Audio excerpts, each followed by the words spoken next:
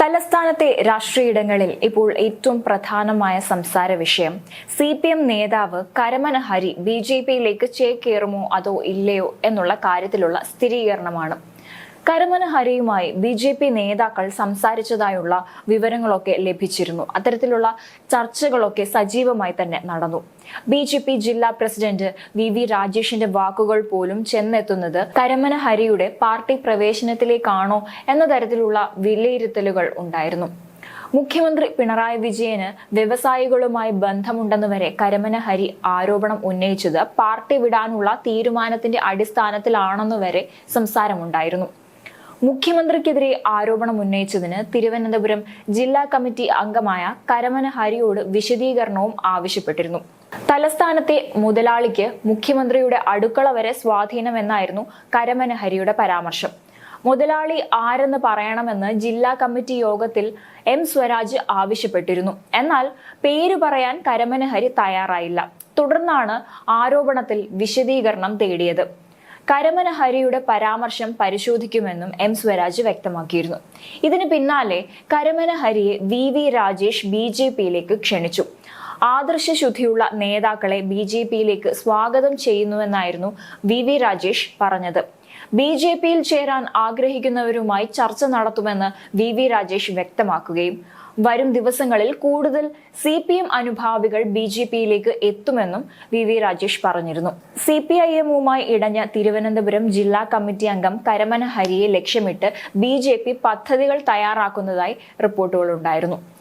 CPM സംസ്ഥാന secretary MV ഗോവിന്ദനോട് മോശമായി പെരുമാറിയ സംഭവത്തിൽ ഉൾപ്പെടെ അന്വേഷണം നേരിടുന്ന കരമന ഹരി തിരുവനന്തപുരം ജില്ലാ കമ്മിറ്റി അംഗം കൂടിയാണ്. മുഖ്യമന്ത്രിയുടെ വിഷയം വന്നതോടെ ഇയാൾ പാർട്ടിയിൽ ഒറ്റപ്പെട്ട അവസ്ഥയിൽ എത്തിയിരുന്നു.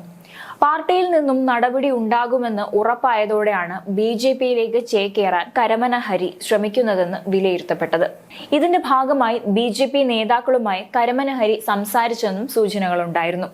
ഇത് സംബന്ധിച്ച കാര്യങ്ങളെക്കുറിച്ചുള്ള വിവിധ റിപ്പോർട്ടുകളും പുറത്തു വന്നിരുന്നു. അതേസമയം തന്നെ തെറ്റായ നിലപാട് സ്വീകരിച്ചവർക്ക് പാർട്ടിയിൽ സ്ഥാനമുണ്ടാകില്ലെന്ന് CPM സംസ്ഥാന സെക്രട്ടറിയായ MV ഗോവിന്ദൻ വ്യക്തമാക്കിയിരുന്നു. തെറ്റായ നയങ്ങൾക്കെതിരെയുള്ള പോരാട്ടം പാർട്ടിക്കകത്തും പുറത്തുമുണ്ട്. അത്തരം രീതികൾ നടത്തുന്നവർ ഏത് തട്ടിലുള്ളവരായാലും പാർട്ടി അംഗീകരിക്കില്ല. തിരുത്തേണ്ടവ തിരുത്തുമെന്നും MV ഗോവിന്ദൻ പറഞ്ഞിരുന്നു. മുഖ്യമന്ത്രിക്കെതിരെ ഗുരുതര ആരോപണമാണ് കരമന ഹരി ഉയർത്തിയത്. ഒരു വ്യവസായിക്ക് മുഖ്യമന്ത്രിയുമായി അടുത്ത ബന്ധമുണ്ടെന്നും അയാൾക്ക് മുഖ്യമന്ത്രിയുടെ അടുക്കളയിൽ വരെ കയറാൻ സ്വാതന്ത്ര്യമുണ്ടെന്നും കരമന ഹരി പറഞ്ഞത് ജില്ലാ കമ്മിറ്റി യോഗത്തിലായിരുന്നു എന്നതും ശ്രദ്ധേയം. വ്യവസായിയുടെ പേരെടുത്തു പറയാതെ കരമന ഹരി വിമർശനം ഉന്നയിച്ചത് നേതാക്കളിൽ അതൃപ്തി സൃഷ്ടിച്ചിട്ടുണ്ട്. പരാമർശം തിരുത്താൻ CPM സംസ്ഥാന സെക്രട്ടേറിയറ്റ് അംഗം M സ്വരാജ് ആവശ്യപ്പെട്ടിട്ട് പോലും കരമന ഹരി ആ ആവശ്യം അംഗീകരിച്ചില്ല എന്നായിരുന്നു പുറത്തുവന്ന റിപ്പോർട്ടുകൾ. ഇതുമാത്രമല്ല, താൻ പറഞ്ഞ കാര്യത്തിൽ ഉറച്ചു നിൽക്കുന്നതായും വ്യക്തമാക്കിയിരുന്നു. അതിനിടെ മറ്റൊരു മുതലാളി മുഖ്യമന്ത്രിയുടെ സ്വീകരണ മുറി വരെ പോകുന്നുവെന്നും വിമർശിച്ചിരുന്നു.